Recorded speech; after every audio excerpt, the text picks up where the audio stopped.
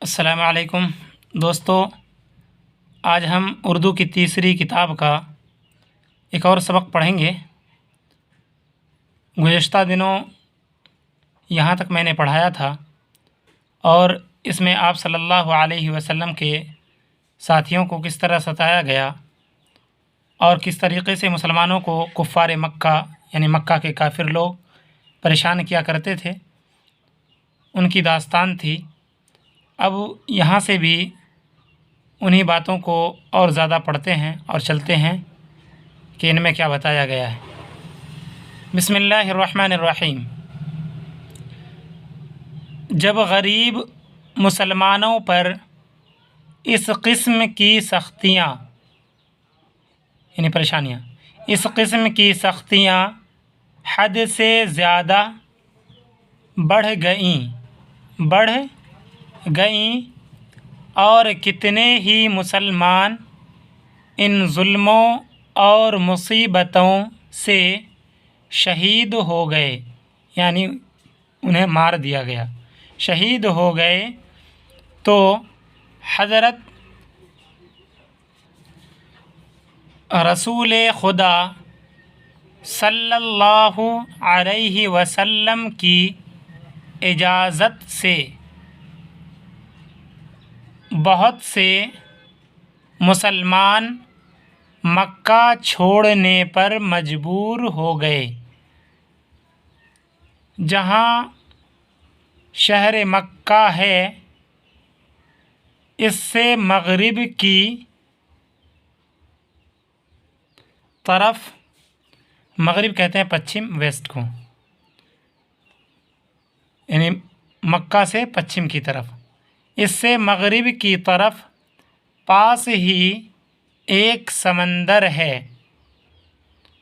اور اس سمندر کے مغربی کنارے پر یعنی پچھمی کنارے پر، مغربی کنارے پر ایک اور ملک ہے جس کا نام حبش ہے۔ حبش کہیں لکھا جاتا ہے، کہیں حبشہ لکھا جاتا ہے، جس کا نام حبش ہے۔ حضرت محمد، اس صاد کا مطلب صلی اللہ علیہ وسلم، حضرت محمد صلی اللہ علیہ وسلم کے زمانہ میں وہاں کا بادشاہ، بادشاہ کہتے ہیں کنگ کو، بادشاہ عیسائی تھا، اور اس کا لقب نجاشی تھا۔ لقب کہتے ہیں ٹائٹل کو۔ یہ سب مسلمان جو مکے سے نکلنے پر مجبور ہو چکے تھے، ہجرت کہتے ہیں گھر کو چھوڑ کر کے جانا، ہجرت کر کے اس ملک میں چلے گئے۔ کون سے ملک میں؟ مکہ چھوڑ کر نجاشی کے ملک حبش میں چلے گئے۔ مکہ کے بت پرستوں نے، بت پرست کہتے ہیں جو مورتی کی پوجا کرتے ہیں، اسٹیچو کی، جب یہ حال دیکھا، یہ سچویشن دیکھی، جب یہ حال دیکھا تو نجاشی کے پاس اپنے سردار بھیجے، یعنی اپنے لیڈرز کو، رہنما کو بھیجا۔ کون لوگوں نے؟ بت پرست لوگوں نے اس نجاشی بادشاہ کے پاس اپنے سردار بھیجے، اپنے لوگوں کو بھیجا، اپنے سردار بھیجے اور ان سے درخواست کی، یعنی ریکویسٹ کی کہ یہ لوگ جو ہمارے ملک سے بھاگ کر آپ کے پاس آئے ہیں، آپ انہیں ہمارے حوالے کر دیں، ہمارے سپرد کر دیں، ہم کو دے دیں، حوالے کر دیں۔ منصف مزاج، منصف کہتے ہیں جو انصاف کرنے والا ہو، جسٹس، منصف مزاج بادشاہ نے ان سے جواب میں کہا، یہ لوگ میری پناہ میں آ گئے، یہ لوگ میری پناہ میں آ گئے۔ کون لوگ؟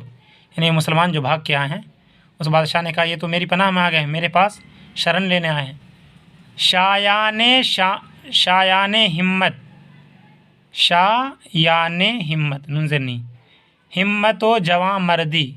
دیکھیے جوان مردی لکھا گیا ہے لیکن اس نون کو نگنا پڑھیے گا. شایان ہمت و جوان مردی نہیں کہ ان کو واپس دوں، یعنی میرے ہمت کے اور میرے شان کے خلاف ہوگی یہ بات کہ میں ان کمزور لوگوں کو تمہارے حوالے کر دوں. یعنی کہ اس کے کہنے کا مطلب ہے کہ میں تمہارے حوالے نہیں کروں گا. تم چلے جاؤ، میں ان کو تمہیں نہیں دوں گا. اس کے بعد نجاشی کو اسلام کی صداقت یعنی اسلام کی سچائی، اسلام کی صداقت معلوم ہو گئی تو وہ بھی مسلمان ہو گیا. وہ بادشاہ خود مسلمان ہو گیا ان مسلمانوں کو دیکھ کر. مسلمانوں کی اس ہجرت کے بعد حضرت کے چچا یعنی آپ صلی اللہ علیہ وسلم، حضرت مطلب یہاں پر حضرت محمد صلی اللہ علیہ وسلم، حضرت کے چچا حضرت حمزہ رضی اللہ عنہ اور قوم قریش کے قوم قریش کے ایک بڑے سردار حضرت عمر رضی اللہ عنہ بڑے بہادر و فاضل آدمی تھے. بڑے فاضل آدمی تھے کون؟ بہادر بھی تھے کون؟ حضرت عمر.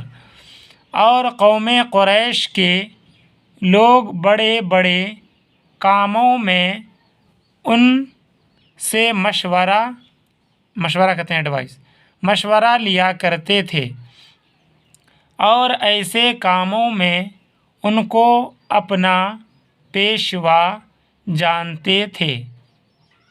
پیشوا مطلب رہنما، لیڈر. چنانچہ حضرت رسول خدا صلی اللہ علیہ وسلم کی مخالفت میں بھی، مخالفت کہتے ہیں اگینسٹ کرنا، کسی کی بات نہ ماننا یا اس کی بات کے خلاف جانا، یہ مخالفت کہلاتا ہے. انہوں نے آپس میں جو کچھ مشورہ کیا تھا اس میں حضرت عمر رضی اللہ عنہ ہی کی تجویز کو زیادہ وقعت دی. تجویز کہتے ہیں ان کے مشورے کو، ان کے ایڈوائز کو زیادہ بڑھا چڑھا کر رکھا. کون؟ لوگوں نے. کن کے مشورے کو؟ حضرت عمر رضی اللہ عنہ کی وقعت دی تھی. حضرت عمر رضی اللہ عنہ کو آپ سے اتنی زیادہ مخالفت تھی، پھر بھی ایک دن ایسا اتفاق ہوا کہ وہ اپنی بہن فاطمہ رضی اللہ عنہا سے سورہ طٰہٰ کی آیتیں سن کر بے تاب ہو گئے. حضرت عمر رضی اللہ عنہ حضرت محمد صلی اللہ علیہ وسلم کے بہت زیادہ اگینسٹ تھے اور ان کی مخالفت کیا کرتے تھے. لیکن ایک دن ایسا ہوا کہ اپنی بہن، ان کی حضرت عمر رضی اللہ عنہ کی بہن ہے فاطمہ، آپ صلی اللہ علیہ وسلم کی بیٹی کا بھی نام فاطمہ ہے اور حضرت عمر رضی اللہ عنہ کی بہن کا بھی نام فاطمہ ہے. تو حضرت عمر کی جو بہن ہے حضرت فاطمہ، ان سے سورہ طٰہٰ کی آیتیں سن کر بے تاب ہو گئے. کون بے تاب ہو گئے؟ حضرت عمر.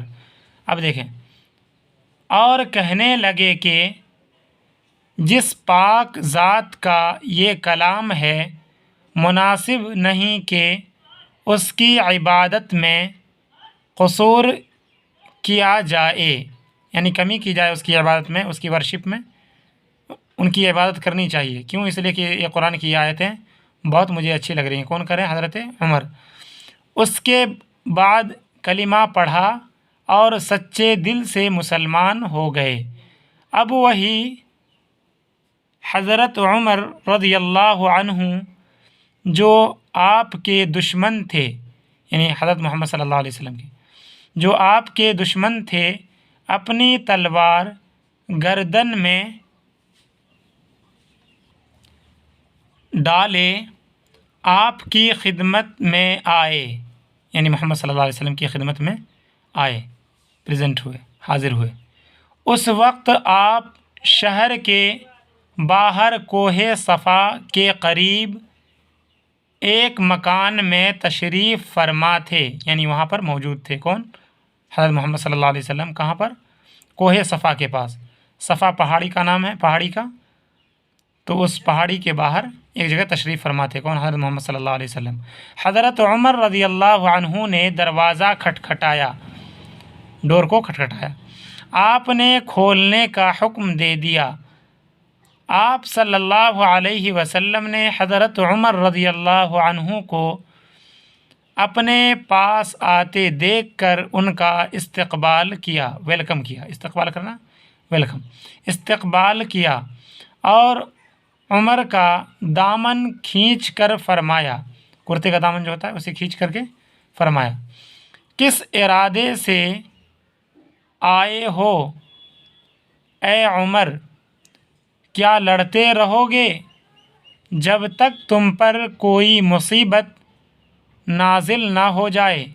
یعنی جب تک پریشانی تم پر نہ جائے تب تک لڑتے رہو گے، لڑنے کا ہی ارادہ ہے۔ اور حضرت عمر کا جواب سنیے۔ حضرت عمر رضی اللہ عنہ نے جواب دیا کہ یا رسول اللہ۔ اب دیکھیے، یا رسول اللہ نہیں بولیے گا، جہاں پر یا لکھا رہے تو رسول کے لام پر زبر پڑھیے گا۔ آپ ہمیشہ یہ اصول بنا لیجئے، یہ رول ہے اس کا۔ یا رسول اللہ، میں مسلمان ہونے خدا اور اس کے رسول پر ایمان لانے کے لیے آیا ہوں۔ یہ سن کر آپ بہت خوش ہوئے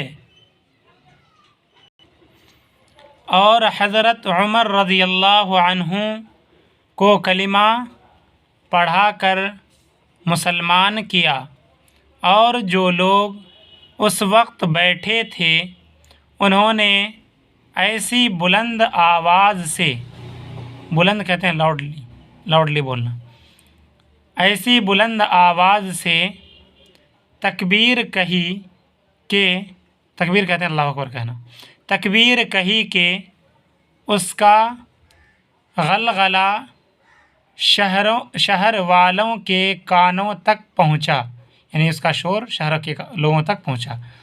اس کے بعد حضرت عمر رضی اللہ عنہ نے کہا کہ یہ بات مناسب نہیں کہ مٹی اور پتھر کی ناچیز مورتیوں کی پوجا تو کھلم کھلا ہو، اور دنیا کے پیدا کرنے والے پاک خدا کی بندگی یعنی ورشپ چھپ کر کی جائے،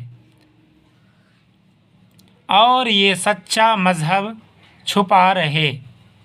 آپ بے کھٹکے یعنی بغیر ڈرے، آپ بے کھٹکے باہر نکل کر نماز پڑھیے۔ کن کو کہا؟ آپ صلی اللہ علیہ وسلم سے حضرت عمر رضی اللہ عنہ نے کہا کہ یہاں نکلیے، روم میں نہیں بلکہ باہر چل کے نماز ہم لوگ پڑھتے ہیں، اور اعلی اعلان پڑھیں گے، لوگوں کو دکھا کر کے پڑھیں گے۔ کیوں؟ اس لیے کہ مورتیوں کی پوجا تو کھلم کھلا ہو، جس نے دنیا کو نہیں بنایا ہے، اور جو اللہ پوری دنیا کو بنانے والا ہے اس کی عبادت ہم گھروں میں بیٹھ کر چھپ چھپ کر کریں، یہ ہمارے لیے مناسب نہیں۔ اور لوگوں کو ہدایت کیجیے، کیا کہا؟ آپ بھی چلیے نماز پڑھیے اور لوگوں کو بتائیے کہ ہم باہر میں چل کر نماز پڑھیں۔ یہ سن کر رسول خدا صلی اللہ علیہ وسلم اپنے اصحاب سمیت، کمپینین، اصحاب کہتے ہیں کمپینینز کو، اصحاب سمیت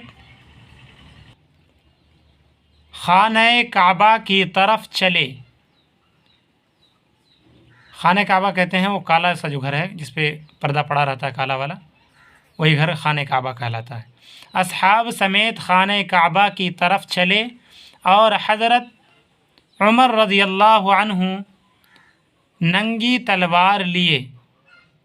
ننگی کہتے ہیں اوپن، کھلی ہوئی تلوار، جو کپڑے کے اندر نہ ہو، نیام میں نہ ہو، اپنے کھول میں، کور میں نہ ہو۔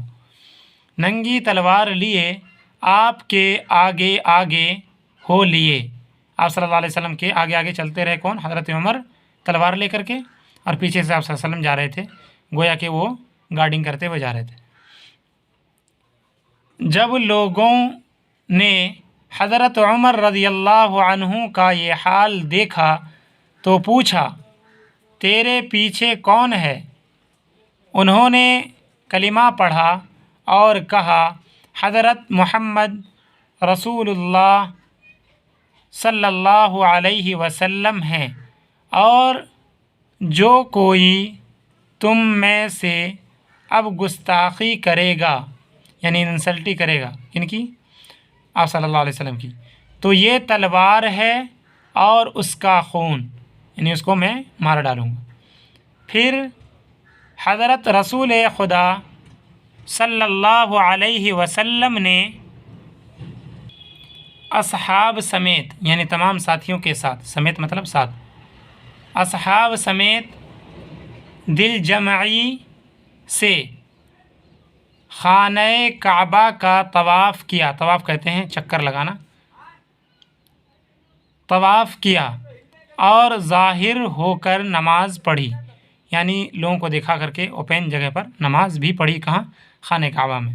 یہ پہلی نماز ہے جو لوگوں کو دکھا کر کے کافروں کو پڑھی گئی تھی حضرت عمر رضی اللہ عنہ کے اسلام لانے کے بعد۔ تو ناظرین، یہ تھا آج کا سبق جو ہم نے پڑھ لیا، اور اس سبق کو اب غور سے پڑھتے رہیں گے تو آپ صلی اللہ علیہ وسلم کی زندگی کے بارے میں اچھی طریقے سے معلومات حاصل ہوتی چلی جائیں گی۔ تو انشاءاللہ پھر ملیں گے اگلے دن اگلے سبق کے ساتھ۔ السلام علیکم ورحمۃ اللہ وبرکاتہ۔ ویڈیو کو زیادہ سے زیادہ شیئر کر دیں۔